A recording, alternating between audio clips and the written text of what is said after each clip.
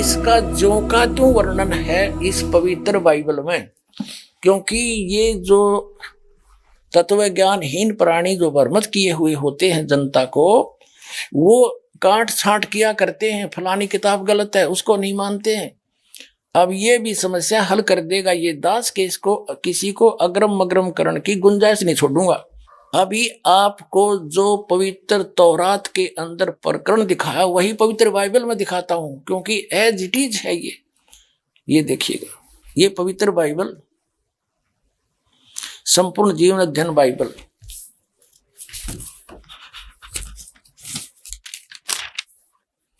ये है पवित्र बाइबल संपूर्ण जीवन अध्ययन बाइबल। ये कहां से छपा है अब आगे दिखाते हैं आपको। ये है journal editor Donald C Stamps M division और एसोसिएट एडिटर है जेस वेस्ले डेम्स पीएचडी, और यहाँ है Life Publishers International Springfield Missouri USA printed in India. अब यहाँ दिखाते हैं पवित्र बाइबल संपूर्ण अध्ययन बाइबल प्रबंधक संपादक डेविड स्टुअर्ट्स, अंग्रेजी प्रधान संपादक डोनाल्ड सी स्टैम्प्स एमडीवी, संयुक्त संपादक हैं जे वेस्ले आदम्स पीएचडी, संपादक समिति, ये सारा कुछ इसमें लिखा हुआ है, यहां से देख लें, ये सारा कुछ वही है। ये कहाँ से छपा है, fully life study Bible life Publishers International Springfield Mysore, इतने यूएसए से छपा है ये, ठीक। अब इसकी उत्पत्ति पर आते हैं बिल्कुल स्टार्ट से ही, ये देखिएगा, ये है जेनेसिस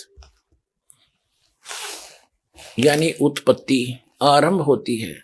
आदि में परमेश्वर ने आकाश और पृथ्वी की सृष्टि की, यानी ये बहुत सिंपल उसमें लिख रखा है। इस प्रकार पहला दिन हो गया, यानी सांझ हुई भोर हुआ, इस प्रकार पहला दिन हो गया। फिर तो परमेश्वर ने उस मंत्र कर प्रकाश का सांझ हुई, फिर भोर हुआ, इस प्रकार दूसरा दिन हो गया। सांझ हुई भोर हुई फिर तीसरा दिन हो गया। इनमें कुछ रचनाएं की परमात्मा ने। फिर देखो अब 4 पृष्ठ पे पढ़ रहे हम। सांझ हुई फिर भोर हुआ, चौथा दिन हो गया। अब फिर हम यहाँ आगे 5 पृष्ठ पे जिन उत्पत्ति पढ़ रहे हैं, जेनेसिस। ये सांझ हुई फिर भोर हुआ, ये 5वां दिन हो गया। अब हम 6ठे दिन में आएंगे।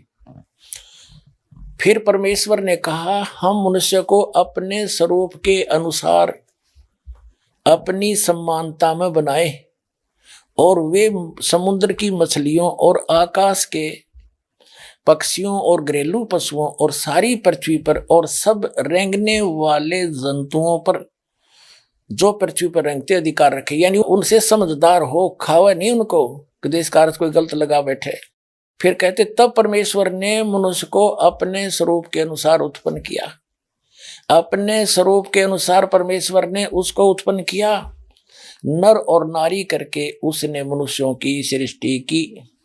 तो पुण्यात्माओं, कैसा है भगवान? नर आकार हमारे जैसा।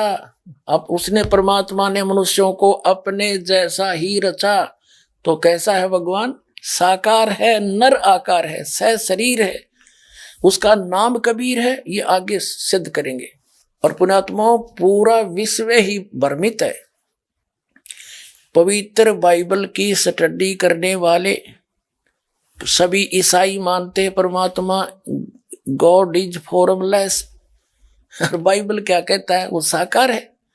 तो हमने सभी धर्मों को जानने के लिए उनके पवित्र सदग्रंथों को ही आधार मानना चाहिए, ना कि किसी धर्म के व्यक्ति क्या कह रहे हैं और क्या पूजा कर रहे हैं उसको आधार नहीं मानना चाहिए। ना फिर इन पुस्तकों की आवश्यकता क्या थी, जिनको आज तक सिर पे रखे घूम रहे थे कि इस में सर्वश्रेष्ठ ज्ञान है, तो उस ज्ञान को ही आधार मानेंगे। और इस दास के अतिरिक्त विश्व में आज तक इसको कोई क्लियर नहीं कर सका। और दास के कोई इसमें ये ना समझना कोई अभिमान कर रहा हूं, ये ना समझना कि दास अभिमान कर रहा है। ये परमात्मा अल्लाह अकबर उस अल्लाह कबीर की दया है, इस दास को उस परमेश्वर ने भेजा है इस काम के लिए। अब ये भी स्पष्ट करते हैं कि जिसने सब सृष्टि की रचना की, जिस अल्लाह अकबर ने, जिस अल्लाह कबीर ने, जिस कंप्लीट गॉड ने, उसने किसी को भी मांस खाने का आदेश नहीं दिया, ना एनिमल्स को, ना बर्ड्स को, और ना मैन को, किसी को नहीं। देखो पवित्र बाइबल पढ़ रहे हैं, उत्पत्ति ग्रंथ। फिर परमेश्वर ने कहा, हम मनुष्य को अपने स्वरूप के अनुसार अपनी समानता बनाएं, और वे समुद्र की मछलियों और आकाश के पक्षियों और घरेलू पशुओं और सारी पृथ्वी पर और सब रेंगने वाले जंतुओं पर जो पृथ्वी पर रेंगते हैं अधिकार रखे। 27 में कहा कि तब परमेश्वर ने मनुष्य को अपने स्वरूप के अनुसार उत्पन्न किया। अपने ही स्वरूप के अनुसार परमेश्वर ने उसको उत्पन्न किया, नर और नारी करके उसने मनुष्यों की सृष्टि की। हो गया सिद्ध। God is in man form, परमात्मा मनुष्य आकार है। तो पुण्यात्माओं, अब आगे ये देखते हैं कि उस परमात्मा ने किसी को भी मांस खाने का आदेश नहीं दिया। देखो ये पढ़ लिया हमने 28 में। और परमेश्वर ने उनको आशीष दी और उनसे कहा, फूलो फलो और पृथ्वी पर भर जाओ और उसको अपने वश में कर लो, यानी पूरी पृथ्वी पर फैल जाओ, और समुद्र की मछलियों और आकाश के पक्षियों और पृथ्वी पर रेंगने वाले सब जंतुओं पर अधिकार रखो। अब जैसे अधिकार रखने का मतलब ये नहीं न मार के खा ले। जैसे जंगल से गाय लाए, हम पहले भैंस लाए, उनका दूध पीते, तो दूध पियो, मांस क्यों खाओ? गोश्त खाना कोई अच्छी बात है? और देखो परमात्मा का आदेश नहीं है, ये पूर्ण परमात्मा का अल्लाह अकबर का आदेश नहीं है।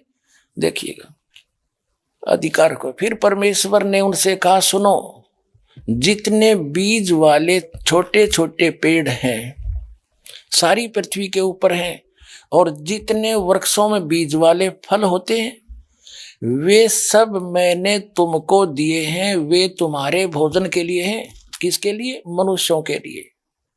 ठीक।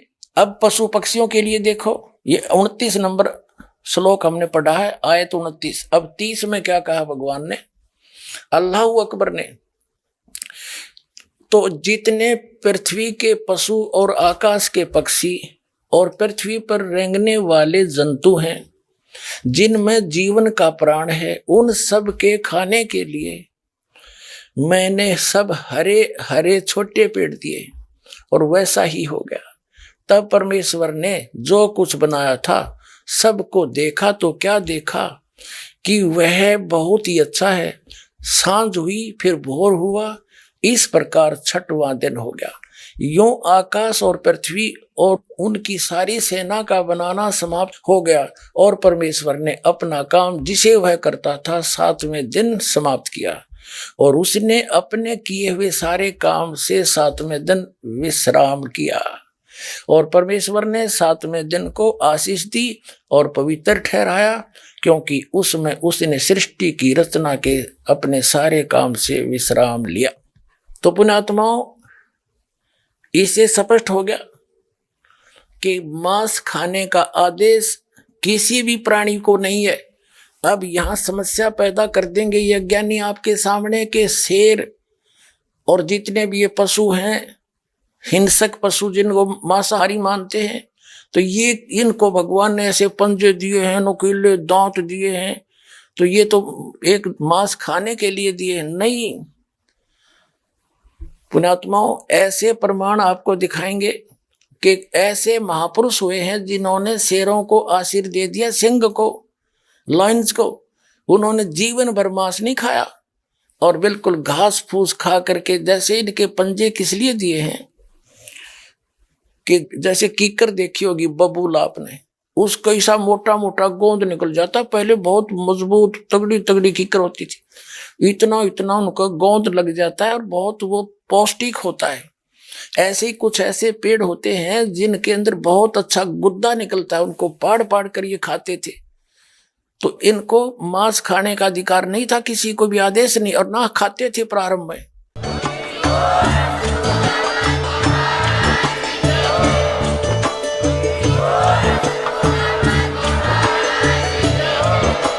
अगर आप ये वीडियो YouTube पर देख रहे हैं तो हमारे चैनल को सब्सक्राइब करें और बेल आइकन को दबाना ना भूलें। अगर आप Facebook पर ये वीडियो देख रहे हैं तो हमारे पेज को लाइक करें।